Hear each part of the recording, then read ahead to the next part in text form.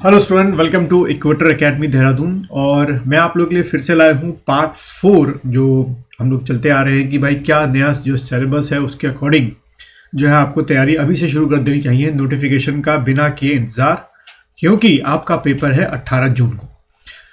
तो टाइम आपको कम मिलेगा और स्पेशली आप में से जो नए स्टूडेंट हैं, पहली बार आर की तैयारी कर रहे हैं या पहली बार कंपटीशन की तैयारी कर रहे हैं, आप लोग के लिए जो टाइम पीरियड है अभी देखा जाए तो बहुत कम है, क्योंकि इसके बाद आप जनवरी लगभग ख़त्म ही है, फरवरी मार्च अप्रैल मई, तो लगभग आपके पास 4 महीने। इन 4 महीनों के अंदर में आपको अपना जो जीएस है पूरा, प्रीलिम्स और मेंस दोनों का मान के चलना ख़त्म करना है। क्योंकि जो आपका अगला पेपर है, अगर मैं बात करूं अगला पेपर, यानी कि आपका जो आज कल देखा होगा कैलेंडर भी नया आ गया है, नया के मतलब थोड़ा सा मॉडिफिकेशन हुआ है। तो आपका जो अगला पेपर है यानी कि मेंस का जो पेपर है वो आपका 13 और 14 सितंबर को है।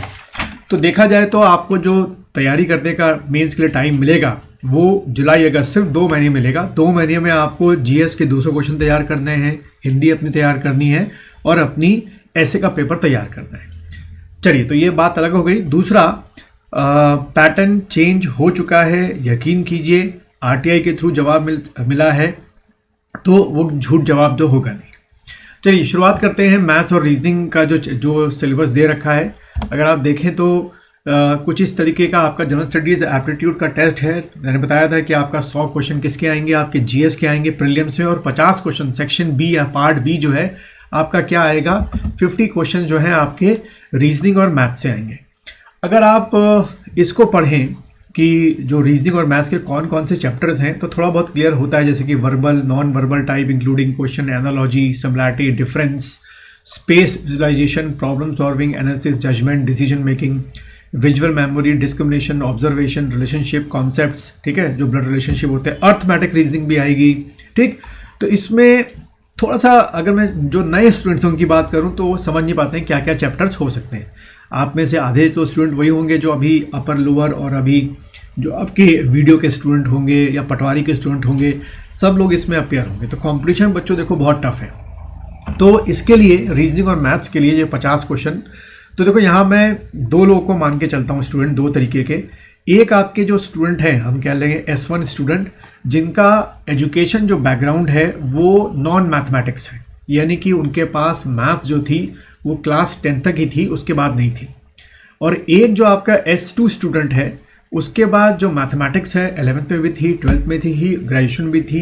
एज जो है वो ज़्यादातर क्या होंगे, बीटेक होंगे या बीएससी मैथ्स वाले होंगे।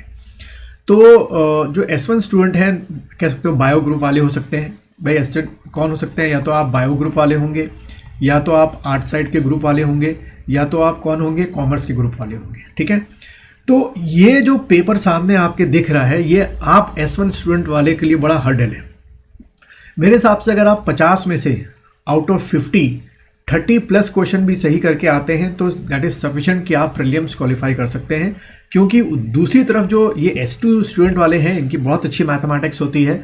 ये लोग 50 में से अप्रॉक्स 40 प्लस कई मैंने देखा करके आते हैं। लेकिन आप 30 प्लस भी कर लो, मैं 30 प्लस भी ज़्यादा ही बोल रहा हूँ, 25 प्लस भी कर लो तो बहुत बड़ी बात है। 25 को कितना टाइम आपको मिलेगा नहीं, क्योंकि आपको जैसे पता है कि ये 2 घंटे का आपका पेपर होगा। आप इस 2 घंटे में आपको 100 जो हैं वो जीएस के क्वेश्चन करने हैं और 50 जो हैं वो आपको मैथ्स और रीजनिंग के क्वेश्चन करने हैं। ठीक है, तो अगर आप 25 प्लस इसमें कर लो या 30 प्लस कर लो, बहुत अच्छा है। यहाँ पर इनका स्कोर जो मैंने देखा है, मेरे जो स्टूडेंट रहे हैं आपके, उनका बहुत अच्छा इसमें पकड़ है। 40 प्लस बड़े आराम से करके वो आते हैं। कई लोग 30 प्लस भी कर लें तो सफिशिएंट है। तो इस रीजनिंग और मैथ्स को कुछ इस तरीके से मैंने बांट रखा है। ये सबसे अच्छी किताब आपकी इस समय मार्केट में है। आप डॉक्टर RS अग्रवाल की वर्बल और नॉन वर्बल रीजनिंग की बुक परचेज कर लीजिए। ठीक है, और इसमें जो आपके ये चैप्टर्स दे रखे हैं, जैसे कि सीरीज कंप्लीशन से क्वेश्चन आपके 3-4 आते हैं, एनालॉजी हो गया, classification, coding, decoding, blood relation, puzzle test आपका हो गया, फिर ये डायरेक्शन वाला हो गया, फिर वैन डायग्राम से भी क्वेश्चन आते हैं। तो ये जो शुरू के आपके 1 से लेकर 10 तक के चैप्टर हैं, सबसे पहले आप इनको कवर अप कीजिए।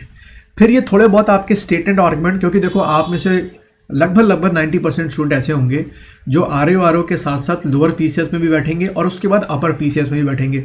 और अपर PCS में सेकंड पेपर अच्छा खासा आपका जो है वो किसका, एप्टीट्यूड का पेपर, उसमें ये सब आपके argument, assumption, course of action, conclusion, क्योंकि देखो आपको टाइम नहीं मिलने वाला, जून के बाद अगले ही महीने आपका फिर लोअर और अपर पीसीएस का है। तो ये सारे चैप्टर्स आपको खत्म करने हैं, प्रैक्टिस करनी है। इसी तरीके से आपके एनालॉजी वाले हो गए, नॉन वर्बल क्लासिफिकेशन में आपके क्या हो गए, मिरर इमेज हो गई, वाटर इमेज हो गई, क्यूब्स हो गए, डाइस के क्वेश्चन भी आपके एग्जाम में आते हैं।